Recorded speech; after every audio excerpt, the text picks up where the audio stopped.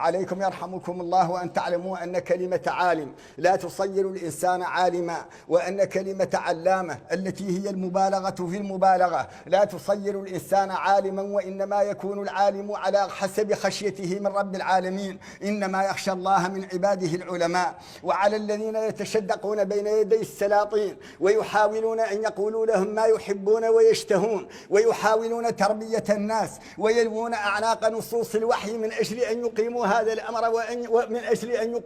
الأمر وأن يصيروه حقا يجتهد فيه الناس ويتبعونه. عليهم أن يعلموا أن أمامهم يوم عظيم يسأل فيه كل إنسان عن كل حقير وجليل. عليكم أن تتوبوا إلى ربكم يرحمكم الله. فإذا كانت الرغبة في الدنيا هي التي حملتنا جميعا على مثل هذه الأمور، فعلينا أن نرغب أن مفاتيح خزائن السماوات والأرض بيد رب العالمين، وأنه الرزاق ذو القوة المتين، وخير ما تستبطر به مواهبه طاعته جل وعلا. واعلموا يرحمكم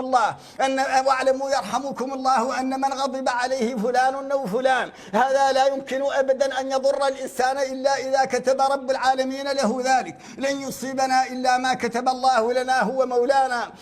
ولأن يتوصل الإنسان إلى الحق بالحق أولى له من أن يحاول التوصل إلى الباطل بالحق، وأولى له من أن يلوي أعناق النصوص من أجل أن تكون له مكانة عند أناس رغب الشرع عنهم ورغب أهل العقول عنهم وهم معترفون بذلك. لا يستطيع الواحد منهم أن يبين أقل شيء من العلم. عليكم يرحمكم الله وأن تعلموا أن الأمر أعظم من ذلك، وأن الناس قد بلغوا ما بلغوا من الانحطاط، وأن هذا الانحطاط لم تألفه أمة محمد صلى الله عليه وسلم في القرون الأولى التي شهد لها النبي صلى الله عليه وسلم بالخيرية. خير القرون قرني ثم الذين يلونهم ثم الذين يلونهم، ولم يذكر الرابع صلوات الله وسلامه عليه. وتقادم العهد بعد ذلك ومرت القرون، والناس يتخبطون في كثير من الظلمات ويقطعون الدرجات. وقد ثبت عن أنس بن مالك خادم النبي صلى الله عليه وسلم أنه قال: لا يأتي يوم إلا والذي بعده شر منه. سمعته من نبيكم صلى الله عليه وسلم.